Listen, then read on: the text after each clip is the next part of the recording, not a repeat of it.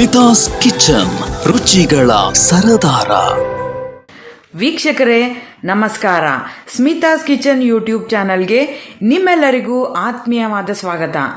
ಮೊದಲನೇದಾಗಿ ಎಲ್ಲ ವೀಕ್ಷಕರಿಗೂ ಮಕರ ಸಂಕ್ರಾಂತಿ ಹಬ್ಬದ ಹಾರ್ದಿಕ ಶುಭಾಶಯಗಳು. ಸಂಕ್ರಾಂತಿ ಹಬ್ಬ ಅಂದರೆ ಸ್ವೀಟ್ ಅಂತೂ ಮಾಡಲೇಬೇಕು. ಅದರಲ್ಲೂ ಶೇಂಗಾ ಹೋಳಿಗೆ ಅಂದರೆ ಮಕರ ಸಂಕ್ರಾಂತಿ ಹಬ್ಬಕ್ಕಂತೂ ಬೇಕೇ ಬೇಕು ಅಂತಾನೆ ಹೇಳ್ಬೋದು. ಸಂಕ್ರಾಂತಿ ಹಬ್ಬದ ಸಿಹಿಯನ್ನು ಹೆಚ್ಚಿಸೋದಕ್ಕೆ ನಾನು ನಿಮಗೆ ಶೇಂಗಾ ಹೋಳಿಗೆನ ಮಾಡಿ ತೋರಿಸ್ತಾ ಇದ್ದೀನಿ. ಹಾಗಾದರೆ ತಡ ಮಾಡದೆ ವಿಡಿಯೋನ ಶುರು ಮಾಡೋಣ ಬನ್ನಿ. ಶೇಂಗಾ ಹೋಳಿಗೆ ಮಾಡೋದಕ್ಕೆ ಬೇಕಾಗಿರೋ ಪದಾರ್ಥಗಳು: 300 ಗ್ರಾಮ್ ಅಷ್ಟು ಗೋಧಿ ಹಿಟ್ಟು, ಸ್ವಲ್ಪ ಎಣ್ಣೆ, ರುಚಿಗೆ ತಕ್ಕಷ್ಟು ಉಪ್ಪು, 1/4 kg ಶೇಂಗಾ, 1 ಕಪ್ ಅಷ್ಟು ತುಪ್ಪ, ಸ್ವಲ್ಪ ಏಲಕ್ಕಿ ಮತ್ತು 1/4 kg ಬೆಲ್ಲನ ತಗೊಂಡಿದ್ದೀನಿ. ನಾನೊಂದು ಮಿಕ್ಸಿಂಗ್ ಬೌಲ್ನ ತಗೊಂಡಿದ್ದೀನಿ. ಇದಕ್ಕೆ ಮೊದಲೇದಾಗಿ ನಾನು ಗೋಧಿ ಹಿಟ್ಟನ್ನು ಸೇರಿಸ್ಕೊಳ್ತಾ ಇದ್ದೀನಿ. 1 ಸ್ಪೂನ್ ಅಷ್ಟು ಉಪ್ಪನ್ನು ಹಾಕ್ತಾ ಇದ್ದೀನಿ. ಜೊತೆಗೆ 2 ಸ್ಪೂನ್ ಅಷ್ಟು ಎಣ್ಣೆನ ಹಾಕಿ ಹಾಗೇನೆ ಡ್ರೈ ಆಗಿ ಕಲಿಸ್ಕೊಳ್ಬೇಕಾಗತ್ತೆ. ಈಗ ಎಷ್ಟು ಬೇಕೋ ಅಷ್ಟು ನೀರನ್ನ ಸೇರಿಸಿ ಇದನ್ನ ಚಪಾತಿ ಹಿಟ್ಟಿನ ಹದಕ್ಕೆ ನಾದ್ಕೊಳ್ಬೇಕಾಗತ್ತೆ. ಸ್ವಲ್ಪ ಗಟ್ಟಿನೇ ಕಲಿಸ್ಕೊಳ್ಬೇಕಾಗತ್ತೆ. ಅದ್ರ ಜೊತೆಗೆ ಸಾಫ್ಟ್ ಕೂಡ ಇರಬೇಕಾಗತ್ತೆ. ನೋಡ್ತಾ ಇದ್ದೀರಲ್ವಾ, ಗೋಧಿ ಹಿಟ್ಟನ್ನು ನಾನು ಇಷ್ಟು ಸಾಫ್ಟ್ ಆಗಿ ಕಲಿಸ್ಕೊಂಡಿದ್ದೀನಿ.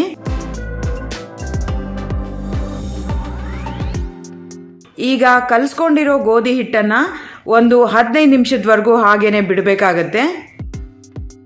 ಈಗ ನಾನೊಂದು ಕಡಾಯಿನ ಒಲೆ ಮೇಲೆ ಇಟ್ಟಿದ್ದೀನಿ. ಕಡಾಯಿ ಬಿಸಿ ಆದಮೇಲೆ 1/4 kg ಶೇಂಗಾನ ನಾನು ಹುರಿತಾ ಇದ್ದೀನಿ. ಈ ಶೇಂಗಾ ಎಲ್ಲ ಹೊಂಬಣ್ಣ ಬರೋವರೆಗೂ ಹುರಿಬೇಕಾಗತ್ತೆ. ಈಗ ಶೇಂಗಾ ಎಲ್ಲ ಚೆನ್ನಾಗಿ ಫ್ರೈ ಆಗಿದೆ. ಈಗ ನಾವು ಇದನ್ನ ಸಿಪ್ಪೆ ಬಿಡಿಸ್ಕೊಳ್ಬೇಕಾಗತ್ತೆ.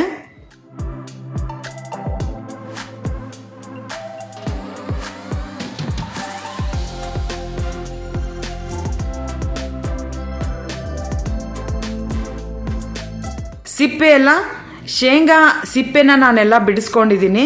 ಈಗ ನಾನು ಇದನ್ನ ಒಂದು ಮಿಕ್ಸಿ ಜಾರ್ಗೆ ಹಾಕ್ತಾ ಇದ್ದೀನಿ. ಇದ್ರ ಜೊತೆಗೆ ಬೆಲ್ಲ ಮತ್ತು ಏಲಕ್ಕಿನೂ ಸಹ ಹಾಕಿ ಇದನ್ನ ನುಣ್ಣಗೆ ಮಿಕ್ಸಿ ಮಾಡ್ಕೊಳ್ಬೇಕಾಗತ್ತೆ. ಸ್ವಲ್ಪನೂ ತರಿ ತರಿ ಇರಬಾರ್ದು. ಏಕೆಂದರೆ ಸ್ವಲ್ಪನೂ ಇದರಲ್ಲಿ ಶೇಂಗಾ ತರಿ ತರಿ ಆಗಿದ್ರೆ ಹೋಳಿಗೆ ಮಾಡಬೇಕಾದ್ರೆ ಹೋಳಿಗೆ ನಡುವೆಲ್ಲ ಕಟ್ಟಾಗ್ಬಿಡುತ್ತೆ. ಹಾಗಾಗಿ ಇದನ್ನ ನುಣ್ಣಗೆ ಮಿಕ್ಸಿ ಮಾಡ್ಕೊಳ್ಬೇಕಾಗತ್ತೆ. ಈಗ ನೋಡ್ತಿರ್ಬೋದು ನೀವು, ಈ ಥರ ನಾನು ನುಣ್ಣಗೆ ಸಾಫ್ಟ್ ಆಗಿ ಮಿಕ್ಸಿ ಮಾಡ್ಕೊಂಡಿದ್ದೀನಿ. ಈಗ ಕೈಗೆ ಸ್ವಲ್ಪ ತುಪ್ಪನ ಹಚ್ಕೊಂಡು ಇದನ್ನೆಲ್ಲ ಉಂಡೆ ಮಾಡಿಟ್ಕೊಳ್ಬೇಕಾಗತ್ತೆ. ಕೈಗೆ ಸ್ವಲ್ಪ ತುಪ್ಪನ ಹಚ್ಕೊಂಡು ಇದನ್ನೆಲ್ಲಾನು ಉಂಡೆ ಮಾಡಿಟ್ಕೊಳ್ತಾ ಇದ್ದೀನಿ.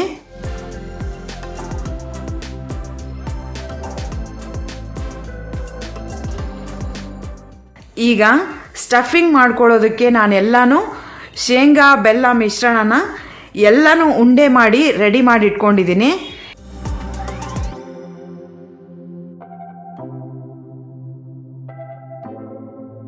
ಈಗ ಮೊದಲೇ ಕಲಸಿಟ್ಟಿದ್ವಲ್ವ ಗೋಧಿ ಹಿಟ್ಟನ್ನು ಎಷ್ಟು ಬೇಕೋ ಅಷ್ಟು ತಗೊಂಡು ಇದನ್ನು ಚಪಾತಿ ಥರ ಮೊದಲಿಗೆ ಲಟ್ಟಿಸ್ಕೊಳ್ಬೇಕಾಗತ್ತೆ. ಈಗ ನಾವು ಇದಕ್ಕೆ ಬೆಲ್ಲ ಮತ್ತು ಶೇಂಗಾದ ಮಿಶ್ರಣನ ಮೊದಲೇ ರೆಡಿ ಮಾಡಿಟ್ಟಿದ್ದೀವಲ್ವಾ, ಆ ಉಂಡೆನ ಇದನ್ನು ಸ್ಟಫಿಂಗ್ ಮಾಡ್ಕೊಳ್ಬೇಕಾಗತ್ತೆ. ನೀಟಾಗಿ ಸ್ಟಫಿಂಗ್ ಮಾಡಿಕೊಂಡು ಮೇಲ್ಗಡೆ ಹೆಚ್ಚಿಗೆ ಆಗಿರೋ ಅಂಥ ಹಿಟ್ಟನ್ನು ತೆಗೆದು ನೀಟಾಗಿ ರೌಂಡಾಗಿ ಇದನ್ನು ಚಪಾತಿ ಥರ ನಾವು ಲಟ್ಟಿಸ್ಕೊಳ್ಬೇಕಾಗತ್ತೆ.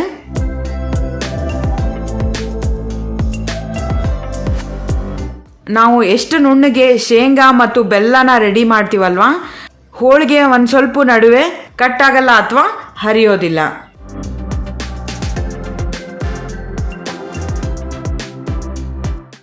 ವೀಕ್ಷಕರೇ ನೋಡ್ತಾ ಇರ್ಬೋದು ನೀವು, ಶೇಂಗಾ ಹೋಳಿಗೆ ಎಷ್ಟು ನೀಟಾಗಿ ಮತ್ತು ಅಷ್ಟು ಸಖತ್ತಾಗಿ ಬಂದಿದೆ. ಈಗ ನಾನು ಒಲೆ ಮೇಲೆ ಒಂದು ಹಂಚನ್ನು ಇಟ್ಟಿದ್ದೀನಿ. ಇದಕ್ಕೆ ಲಟ್ಟಿಸ್ಕೊಂಡಿರೋ ಅಂಥ ಹೋಳಿಗೆನ ಹಾಕ್ತಾ ಇದ್ದೀನಿ. ಒಂದು ಅರ್ಧ ಸ್ಪೂನ್ ಅಷ್ಟು ಎಣ್ಣೆನ ಹಾಕ್ಬೋದು. ಏಕೆಂದರೆ ಶೇಂಗಾ ಕೂಡ ಎಣ್ಣೆ ಬಿಡುತ್ತೆ. ಹಾಗಾಗಿ ಜಾಸ್ತಿ ಎಣ್ಣೆಯನ್ನು ಹಾಕೋದು ಬೇಕಾಗಿಲ್ಲ. ಅರ್ಧ ಸ್ಪೂನ್ ಅಷ್ಟು ಎಣ್ಣೆ ಹಾಕಿದರೆ ಸಾಕಾಗತ್ತೆ. 2 ಕಡೆನೂ ನೀಟಾಗಿ ಇದನ್ನು ಬೇಯಿಸ್ಕೊಳ್ಬೇಕಾಗತ್ತೆ.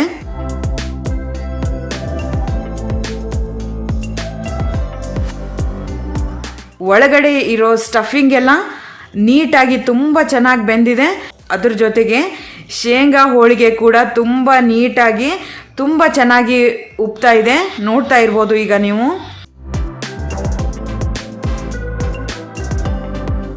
ಇದೇ ಥರ ನಾನು ಎಲ್ಲ ಹೋಳಿಗೆನೂ ರೆಡಿ ಮಾಡಿಡ್ತೀನಿ. ನಾನು ನಿಮಗೆ ಮೊದಲೇ ಹೇಳಿರೋ ಹಾಗೆ ಶೇಂಗಾ ಮತ್ತು ಬೆಲ್ಲದ ಮಿಶ್ರಣನ ಎಷ್ಟು ನುಣ್ಣಗೆ ರೆಡಿ ಮಾಡ್ತೀವಿ ಅಷ್ಟೇ ಚೆನ್ನಾಗಿ ಶೇಂಗಾ ಹೋಳಿಗೆ ಬರುತ್ತೆ. ಇಲ್ಲಾಂದರೆ ನಾವು ಲಟ್ಟಿಸ್ಬೇಕಾದ್ರೆ ನಡುವೆ ಆವಾಗ ಕಟ್ ಆಗಿಬಿಡುತ್ತೆ. ಹಾಗಾಗಿ ಚೆನ್ನಾಗಿ ನುಣ್ಣಗೆ ಅದನ್ನು ಮಿಕ್ಸಿ ಮಾಡ್ಕೊಳ್ಬೇಕಾಗತ್ತೆ.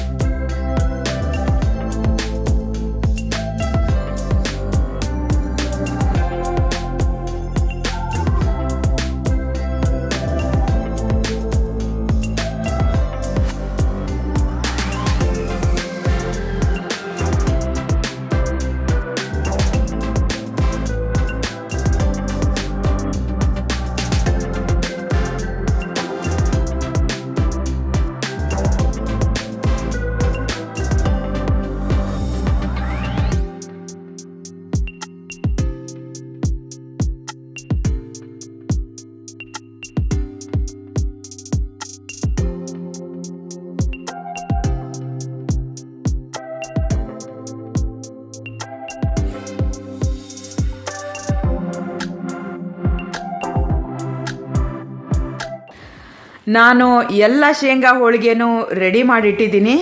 ಅದ್ರ ಜೊತೆಗೆ ತುಪ್ಪ ಕೂಡ ಇಟ್ಟಿದ್ದೀನಿ. ಶೇಂಗಾ ಹೋಳಿಗೆ ಜೊತೆ ತುಪ್ಪ ಇದ್ದರೆ ಸ್ವರ್ಗನೇ ಅಂತ ಹೇಳ್ಬೋದು.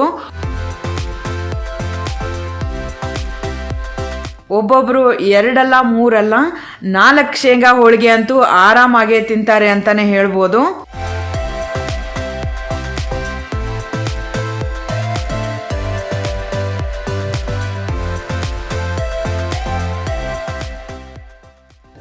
ಆಹಾ, ಈ ಶೇಂಗಾ ಹೋಳಿಗೆ ಜೊತೆ ತುಪ್ಪ ಅಂತೂ ಇದ್ದರೆ ಸ್ವರ್ಗನೇ ಅಂತ ಹೇಳ್ಬೋದು. ನನಗಂತೂ ಬಾಯಲ್ಲಿ ನೀರು ಬರ್ತಾ ಇದೆ, ನಿಮಗೂ ಹಾಗೆ ಅನ್ನಿಸ್ತಾ ಇದೆ ಅಲ್ವಾ? ಹಾಗಾದರೆ ಇನ್ಯಾಕೆ ತಡ ಮಾಡ್ತೀರಾ? ನೀವು ಸಂಕ್ರಾಂತಿ ಹಬ್ಬಕ್ಕೆ ಶೇಂಗಾ ಹೋಳಿಗೆನ ಮನೆಯಲ್ಲಿ ರೆಡಿ ಮಾಡಿ ಟೇಸ್ಟ್ ಹೇಗಿತ್ತು ಅಂತ ನನಗೆ ಕಮೆಂಟ್ ಮಾಡೋದಕ್ಕೆ ಮಾತ್ರ ಮರಿಬೇಡಿ. ಈ ವಿಡಿಯೋ ನಿಮಗಿಷ್ಟ ಆದರೆ ಸ್ಮಿತಾಸ್ ಕಿಚನ್ ಯೂಟ್ಯೂಬ್ ಚಾನಲ್ನ ಸಬ್ಸ್ಕ್ರೈಬ್ ಮಾಡಿ, ಲೈಕ್ ಮಾಡಿ ಮತ್ತು ಶೇರ್ ಮಾಡೋದಕ್ಕೆ ಮರಿಬೇಡಿ. ಮುಂದಿನ ವಿಡಿಯೋದಲ್ಲಿ ಮತ್ತೊಂದು ಸಾಂಪ್ರದಾಯಿಕ ಅಡಿಗೆಯೊಂದಿಗೆ ನಿಮ್ಮ ಮುಂದೆ ಬರ್ತೀನಿ. ನಮಸ್ಕಾರ.